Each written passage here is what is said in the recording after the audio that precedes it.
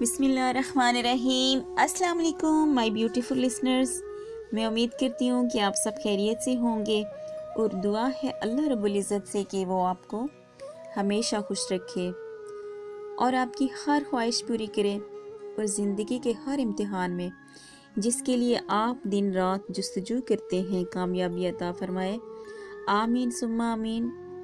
آج میں آپ کے لیے ایک بہت خوبصورت کہانی لے کر آئی ہوں۔ کہانی کی جانب بڑھنے سے پہلے میری آپ سے ریکویسٹ ہے، پلیز میری کہانی کو لائک کیجیے گا اور میرے چینل کو سبسکرائب کیجیے گا اور بیل آئیکن کو دبا دیجیے، تھینک یو۔ تو چلتے ہیں کہانی کی طرف۔ حضرت شیخ سعدی رحمۃ اللہ علیہ بیان فرماتے ہیں کہ میں کچھ بزرگوں کے ہمراہ کشتی میں سوار تھا اور ہماری کشتی کے پیچھے ایک اور چھوٹی کشتی آ رہی تھی۔ اتفاق سے وہ کشتی ڈوب گئی اور اس میں موجود دو بھائی بھنور میں پھنس گئے۔ ہماری کشتی میں موجود ایک بزرگ نے ملاح سے کہا کہ تم ان دونوں کو زندہ نکال لاؤ تو تمہیں ایک کے بدلے 50 دینار دوں گا۔ ملاح نے دریا میں چھلانگ لگائی اور ایک بھائی کو زندہ بچا لیا جبکہ دوسرا مر گیا۔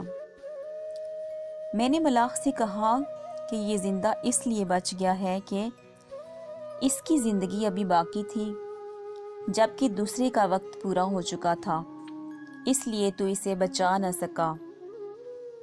ملاح نے میری بات سنی تو مسکرا دیا اور کہنے لگا، آپ کی بات درست ہے، مگر اس کی ایک اور وجہ بھی ہے کہ میں ایک مرتبہ جنگل میں سفر کر رہا تھا اور جب دوران سفر تھک گیا تو جسے میں نے بچا لیا ہے اس نے مجھے اونٹ پر بٹھا لیا، اور مرنے والے نے بچپن میں ایک مرتبہ مجھے کوڑے مارے تھے جس سے میری دل آزاری ہوئی تھی۔ حضرت شیخ سعدی رحمۃ اللہ علیہ فرماتے ہیں کہ میں نے ملاح کی بات سنی تو کہا کہ اللہ عز و جل کا فرمان حق ہے کہ جس نے نیک اعمال کیے وہ اس کے نفع کے لیے ہیں، اور اگر کسی نے برے اعمال کیے ان کا وبال اس پر ہے۔